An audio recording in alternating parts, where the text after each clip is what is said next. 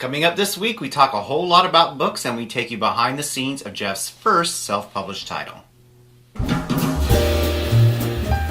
Welcome to the Big Gay Fiction Podcast, the show for readers and writers of gay romance fiction. If you can read it, write it, watch it, or listen to it, these two guys are going to talk about it. Now, here are your hosts, Jeff Adams and Will Knaus. Welcome to episode 19 of Jeff and Will's Big Gay Fiction Podcast. I'm Jeff from JeffAdamsWrites.com. And I'm Will from WillKnaus.com. So, here we are, yet another episode. Speaking of episodes, I hear from a reliable source that we are actually available to listen in some new places. We are. We got some expanded distribution. You can now listen to the show on rainbowradio.fm. Tuesdays at 9 p.m. Eastern, 6 Pacific. So we're on in a actual time slot, like we're a real radio show on the Rainbow Radio Network, which is exciting. So we're on after... What's the show on Tuesday? No, actually we're not on after our friends over at the Seder Sphere. They're on Wednesday nights, I believe. Oh, I was actually thinking about the CW. Oh. You're over on TV, so we're on after The Flash on Tuesdays. So if you've got nothing to do after watching The Flash on Tuesday nights, please feel free to listen to us. On the East Coast, you can join us right after you watch The Flash. Absolutely. That's good. That's a good connection. I'll take that. Yeah, sure. We're also available now for streaming on TuneIn Radio and on Blueberry. And we're also now listed on Pride 40H LGBT podcast directory, which is pretty cool. You can find out everywhere that we're at on the Find BGFP page at biggayfictionpodcast.com. Awesome. So, it was great to get that extra distribution, and welcome to everybody who's listening to us there. Drop us a line and let us know, because we'd like to know where people listen to us at. Yeah. That was bad grammar. Sorry about that. I think it was the best I could do. So it was a cool week this week. We had a lot going on for a week in February. I kind of had a week at Prison Book Alliance, it turned out in the long run. Brandolin over there reviewed 3 titles of mine, and each got some good feedback. Make the Right Choice. She gave it 4 out of 5 stars. It was also a staff pick on Valentine's Day at All Romance eBooks, which was a pretty awesome place to end up. It went out into emails to their subscribers. Cool. So that was pretty awesome. And I've had several people call Leo and Batch's story beautiful, which was a nice thing to call it. I think the way that they got their happily ever after was kind of beautiful in the long run. Yeah. A Sound Beginning, which was out for early download on Pride Publishing, also got 4 out of 5 from Brandolin. And I got an email from a reader who picked up an early copy, and she said it gave her so much awesome feels. Which is good. Anytime I can get somebody relating with a word that goes with a John Green book, I'll take it. Yeah. And to top off the week, Brandolin reviewed Hat Trick 3 and Hat Trick Overtime Reunion. She'd been, by her own description, kind of delaying the books and putting off, exiting out of the Simon and Alex world. Okay. We had talked at GRL that it's hard to make her cry. And the fact that I gave her 4 ugly cries, as she put it in the review, I felt like that was a major win for me. Along with the fact that she did give it 5 out of 5 stars, and topped off her review by saying that this is a series I would gladly recommend to any parent, teen, hockey fan, or human being. Thank you, Brandolin, very much for that. Very meaningful, and I will admit that I cried a little bit reading your review, so we traded off on the cry thing. Oh, cool. Congratulations on that. Thank you. Now, it's been a couple of episodes, and you know what we haven't done? Talked about A Dream Spun Desire? Exactly! I just finished reading one of the February releases, Andrew Gray's The Lone Rancher. It is about a nice country boy who, in order to save the family ranch, has to start stripping to make some extra cash. And he does so in a mask to keep his identity secret. And he falls for the essentially the cowhand next door, and they both deal with coming to terms with being out in a small community and with, saving the ranch and, having to make tough life choices. And it's really, first, it's very sweet. I'm sorry I'm like pausing here, but I'm trying to come up with the right words. What I really enjoyed about the book is that the cast is very small.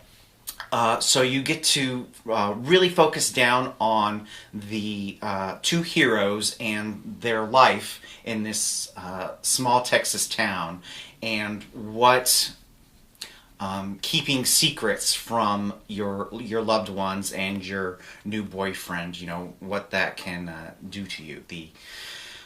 The trials and tribulations of being a sexy secret stripper. Nice. That should have been the tagline. That should have been a tagline. But it wasn't. Anyway, I highly recommend it. If you aren't already subscribed to the series, well, you should be. You can also pick up individual copies of The Lone Rancher at dreamsprinterpress.com. Yeah. And I believe also through the other outlets. And we've noticed, too, that at least the January Dream Spuns are out on audio now, too. Yes. Which is kind of a very cool thing if audiobooks are your thing. Yeah. I'm midway through the other February release, which is Eli Easton's The Stolen Suitor. Loving it so far. It's apparently Ranch Month in Dreamspun Desireland, because we're also dealing with some ranchers in this book. You've got a family who wants to work their way into a ranching family because they're more down on their luck. And so you've got this mother who is trying to get her gay son to go after somebody that she believes might be gay, who is also trying to win the heart of the woman who has become a widow and is running this ranch. The mom's trying to get her other son to go after the rancher widow. So it's interesting. It's an interesting triangle. It's not really a triangle. It's not a love triangle. I take that back. Not a love triangle. It's an interesting set of circumstances playing between these different people. Like a comedy of errors, kind of a... It's not wacky? It's not wacky. Okay. It is not wacky, and I'm really liking the way that it's all playing out. What starts as sounding like a nefarious plan by the woman who wants to take over the ranch and get into this family, it's a very sweet read so far, and I like it a lot. And of course, I think I'm just past half, so there's gonna be that thing coming up that's going to like throw everything out of whack for some amount of time, and then everybody's going to get their happily ever after. And I'm curious to see how all that plays out. Cool. But I'm loving the book. It's my first Eli Easton, and really liking it. The other book, I can now finally talk about what I read last week that I was so secretive about. I got to read an arc of Sarina Bowen Elle Kennedy's Us, which was outstanding. I can't speak highly of it enough. But I got to read an arc because I interviewed Sarina this week for episode 22, which will be out on March 7th, which is the day before Us releases. I so fanboyed getting to talk to her. It's the first time I've talked to her in person. I actually interviewed her last year about Understatement of the Year for an interview on Puck Buddies when I was writing about books for them. But to talk to her and get to talk about her writing process, how her and Elle got together to write, was fascinating, and I loved it. It was a good interview. We'll have that on March 7th. In the meantime, for you fans out there of hockey books, if you haven't read him yet, read him so you'll be ready to read Us on March 8th. I'll have links to all those in the show notes. So, an important anniversary is coming up. No, actually, an important anniversary has passed. Oh, has passed? Yes. Right. Unfortunately, I missed it. I just became aware of the fact. On February 10th, Valley of the Dolls celebrated its 50th anniversary of being published. 50. I know. Wow. Crazy, right? It doesn't seem like it's that old, but you're totally right. Indeed, yeah. So, now, I have loved Valley for a very, very long time. I love the movie. I think the book is exceptional. I adore Jackie Suzanne.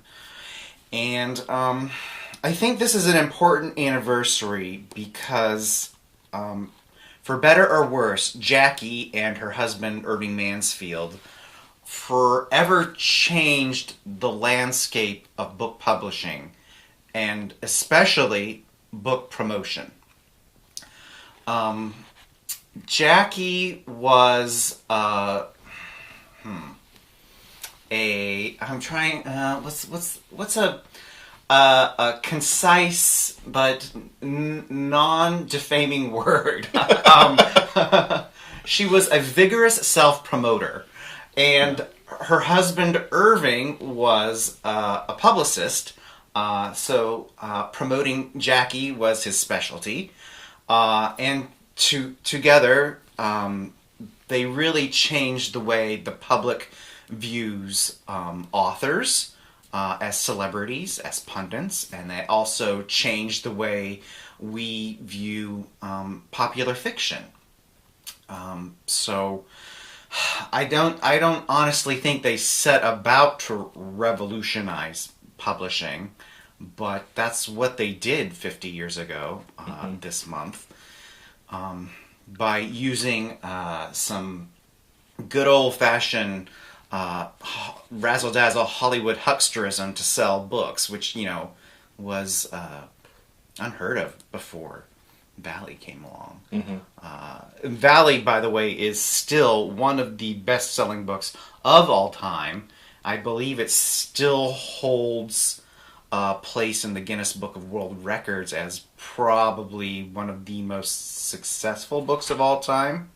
I believe it was the #1 book behind the Bible at one point, or as the most copies sold. Something like that. I probably should have looked it up before we started. But anyway, congratulations to Jackie and Irving. Your work still lives on, and you have a whole lot of fans who still love you very, very much.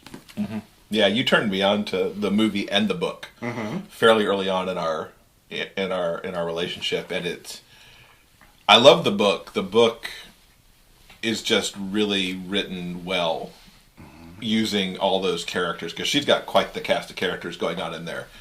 And the movie's a hoot.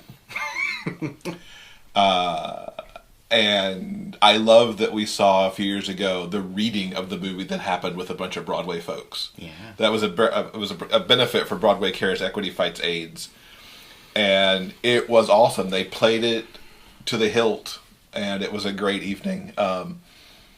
Folks should read. I think it's Jackie's bio, or one of the bios written on her. There's a book out there somewhere that you've had me read that talks about how she got Valley out there in the world. There's a really terrific biography. I believe it's by, I'm going to mangle her name. Barbara Seagram. It's called Lovely Me. Yeah. We'll get it in the show notes. Yeah. But it talks, there's a good chunk in there about how she got Valley out into the world. And it's really good reading. Whether you're a Jackie fan or an author who's out there trying to figure out how to get your books out. It's a great read. So that's Valley. Yeah. So your sister has a book running around in the KindleScout program now. Yes, she does. Way to go, Jessica. Yeah, my sister Jessica is a very talented author. And she currently has a book called Awash in Talent. It's part of Amazon's KindleScout program. Now, for those of you who haven't heard of it before, KindleScout is essentially it is a way for authors to get their books considered to be published by one of the Amazon imprints.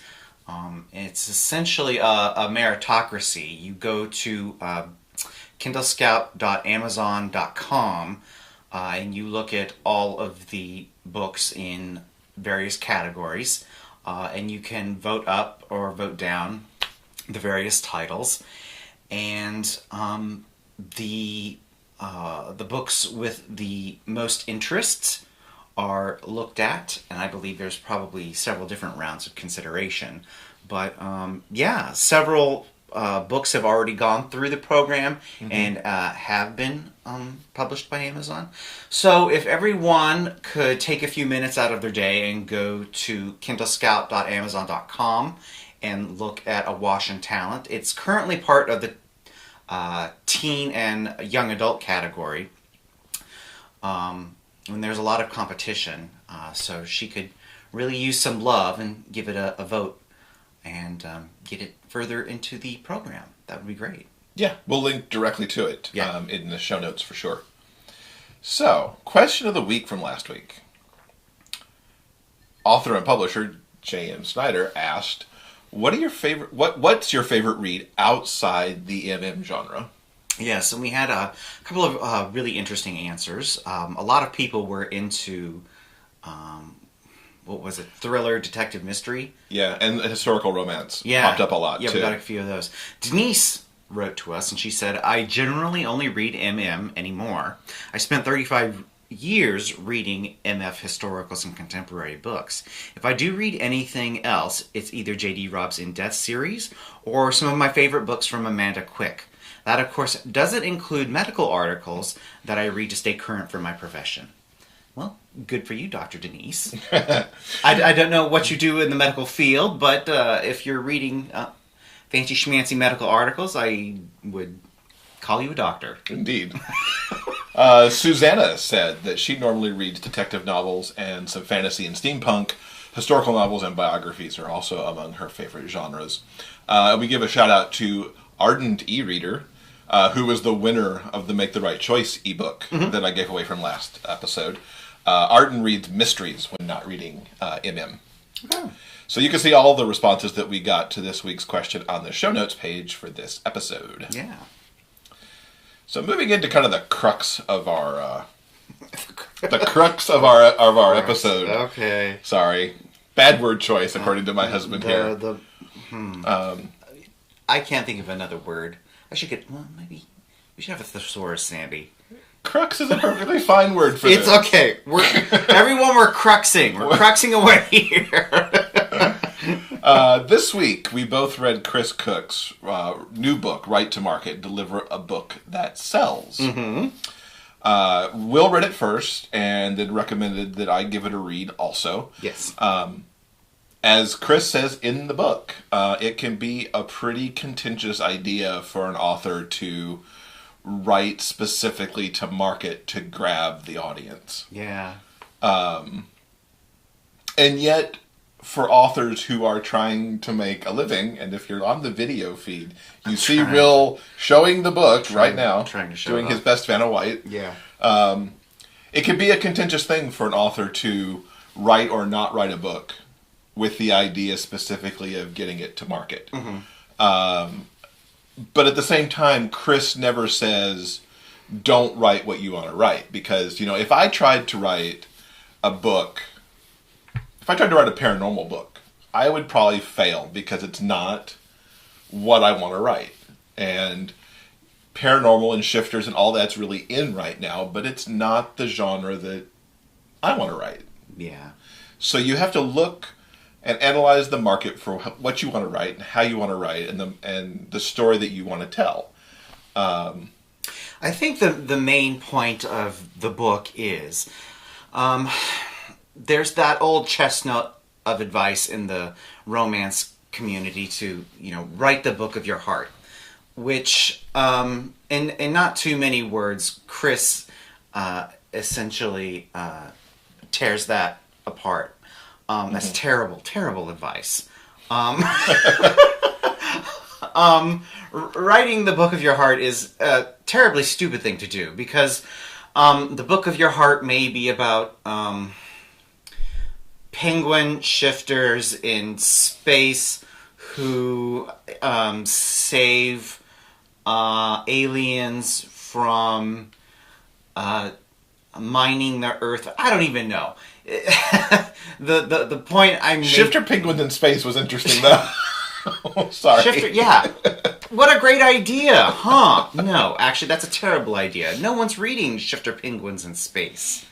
It doesn't matter how passionate you are or how in love with an idea you are. The point is there is no market. There's no one reading Shifter penguins in space. So what Chris Fox is saying in his book is that take a moment, step back, do a little bit of analysis in whatever your chosen genre is, and look at what people are reading. When he says writing to market, he's not saying, copy whatever is on the bestseller list. He's not saying write a sparkly vampire book because that's what sells. He's not saying that at all.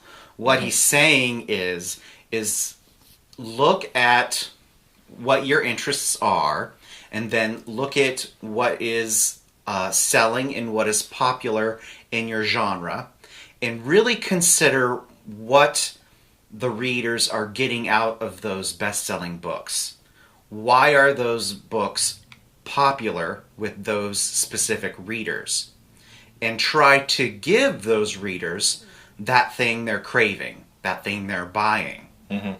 So I think that's what it boils down to when he's saying write to market. He's not saying sell out.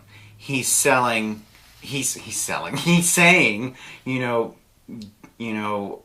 consider what they want and give the readers what they want. Make them happy. Yeah. That's what he's saying. And he succinctly discussed it because he recently put out a book that was what he thought would be one of the best things ever, which was a mashup essentially of Heroes and X-Files.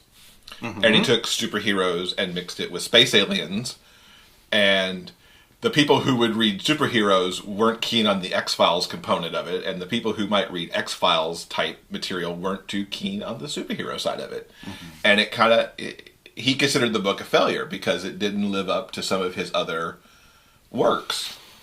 And it's an interesting dilemma, with how to deal with things. Mm-hmm.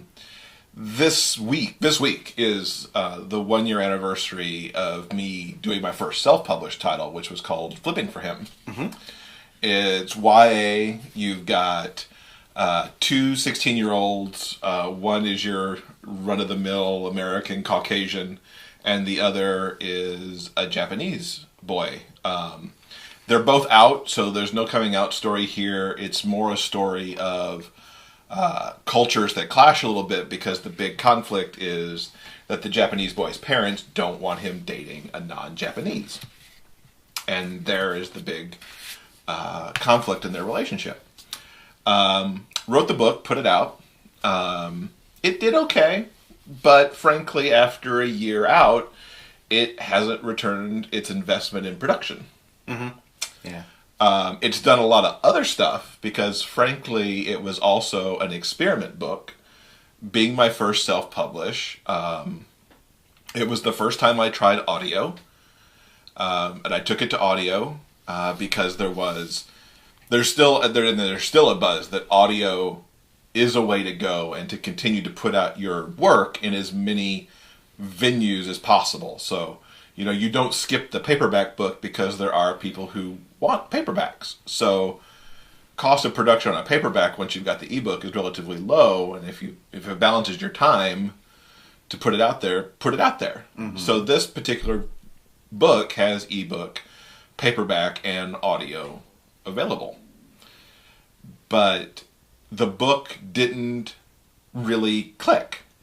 The people who have read it has decent reviews. It's about 3.5 stars, I think, on Goodreads, which is good.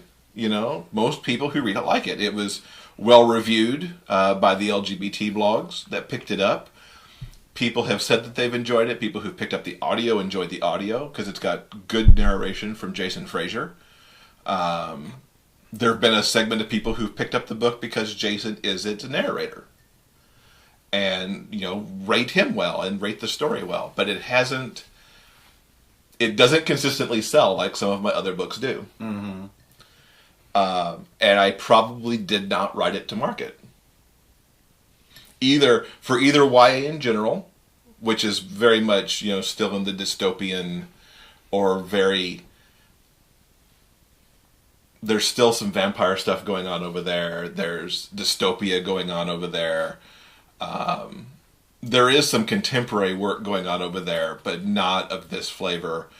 And for the gay YA audience, I apparently didn't appeal necessarily to the adults who read that gay YA, or the teens who are reading gay YA and maybe looking for something else.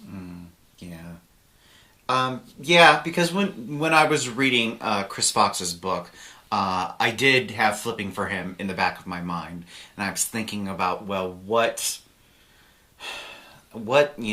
target did we miss?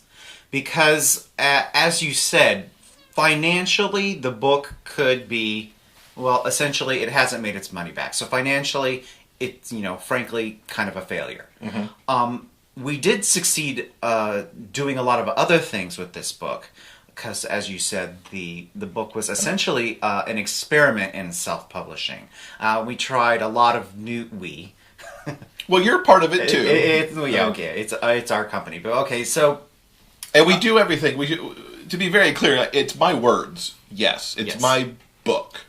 But when it came time to publish it, there was a lot of discussion that happened together. How are we doing the cover? The cover we did through 99 Designs. Because we don't have the skill to build the cover. And a cover can kill a book. Yeah. The cover doesn't kill this book. The cover is often called a great cover by people who see it. It's won some awards along the way. The cover, I think, works, and for the kind of YA book it is, I think the cover is pretty accurate. So while Flipping for Him could be considered a financial failure, it succeeded in a lot of other areas for us as a company, because we'd never done a lot of this stuff before. The whole book really was an experiment in a lot of different areas. We wanted to try working with 99 Designs and see what that experience was like. And it was pretty awesome. We wanted to put the book up on CreateSpace and make paperback copies and sell those to get that under our belts and see what that experience was like. We wanted to do the book in audio to see how that works. We also, you also wrote the book. One of the big primary reasons was for GRL. That's very true. I had this book. It had been through a first draft, and Will had read the first draft.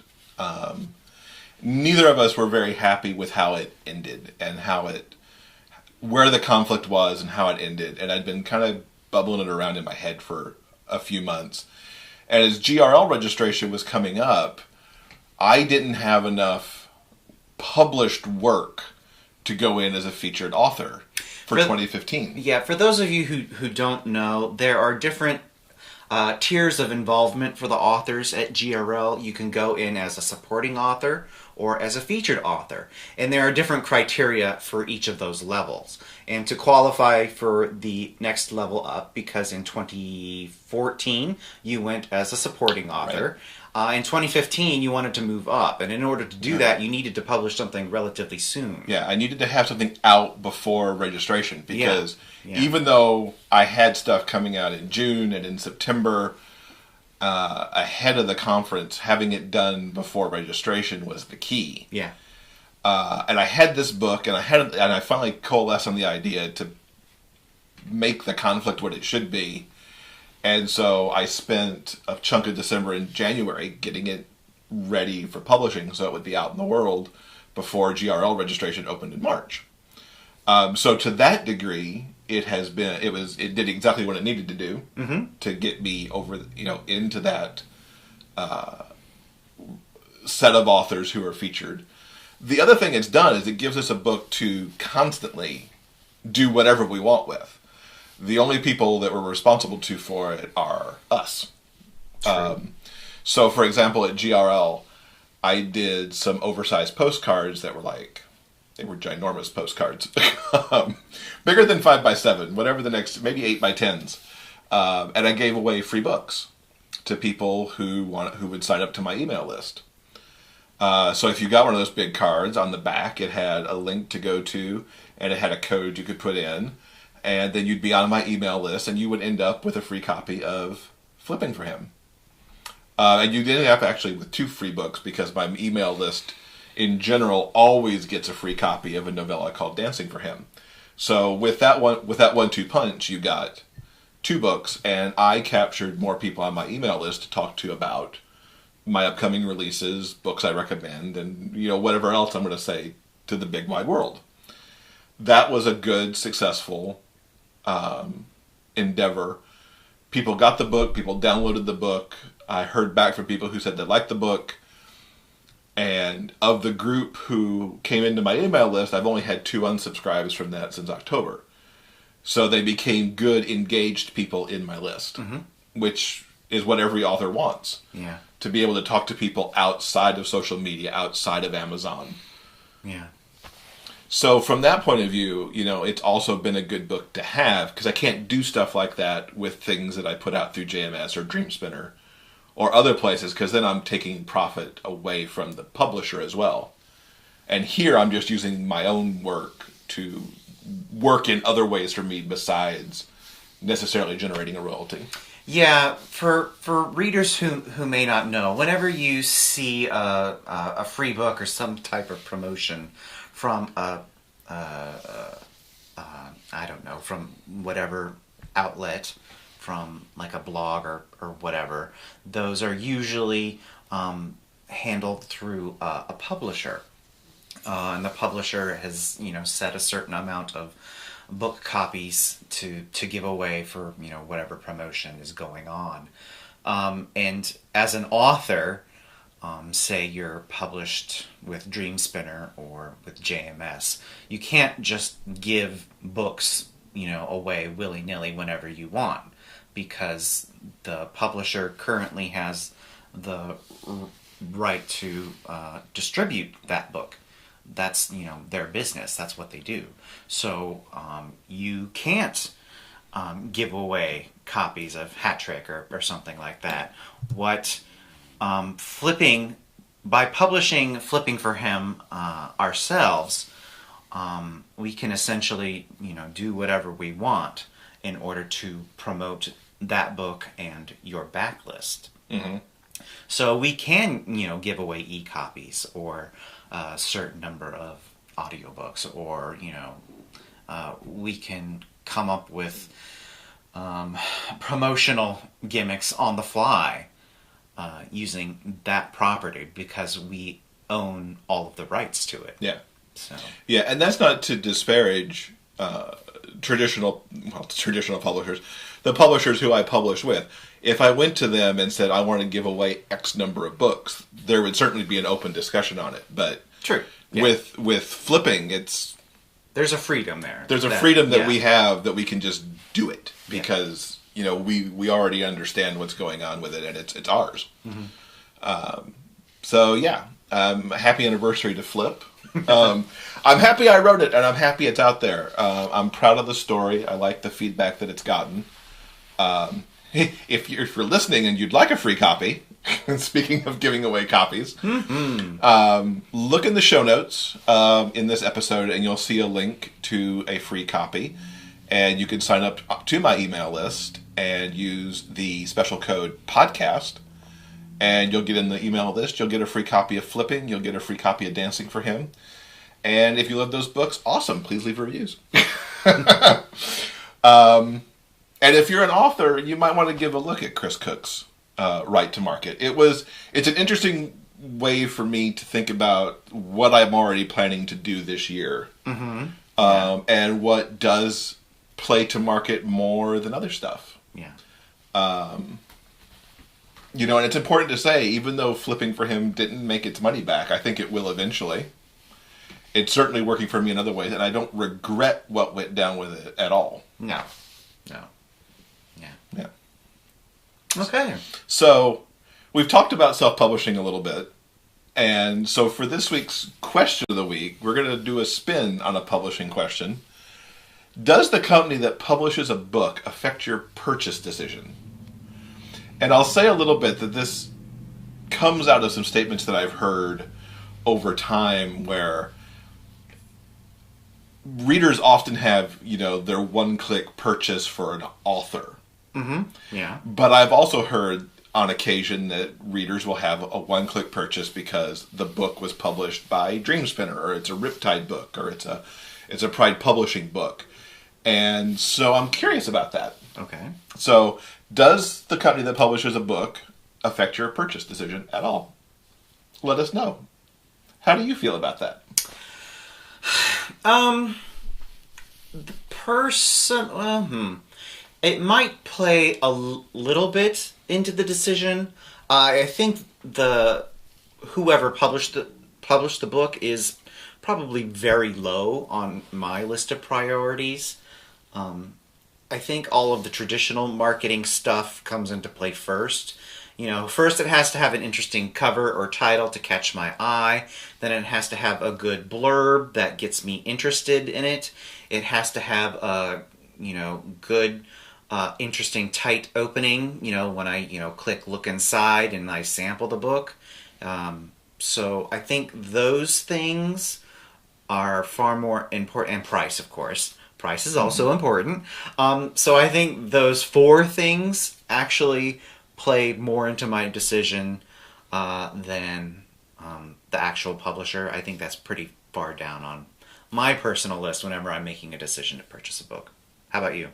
Yeah, it's pretty far down mine too. I mean, there are certain things that'll catch my eye.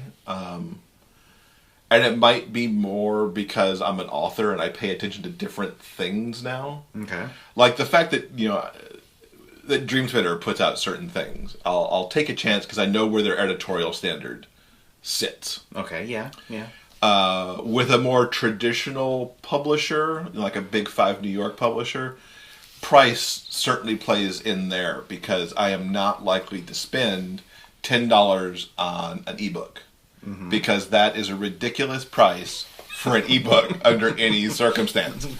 I know how much they cost to produce, and unless it's like some behemoth, $10 is not likely to get spent. And I get that they're trying to force me to paper, and often I'll buy the paper book because it'll be cheaper or the same price as the ebook. But in general, no. It's about who the author is, potentially, and as you said, what the blurb is. The cover might draw my eye to the book, but it's going to be the blurb and the look inside that make my purchase choice. Okay.